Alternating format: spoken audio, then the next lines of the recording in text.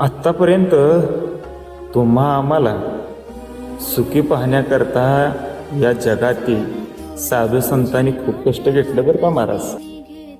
कारण इतकं कष्ट घेतलं की त्यांनी त्यांचा पूर्ण संसार मोळखळी सांडून सोडला.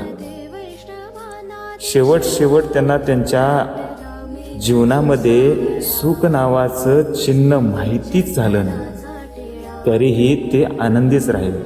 तरी ज्ञानोबाराय आपल्याला सांगतात आणि ते आपल्याला सांगत असतात की अवघाची संसार सुखाचा करी, आनंदे भरीन तिन्ही लोक.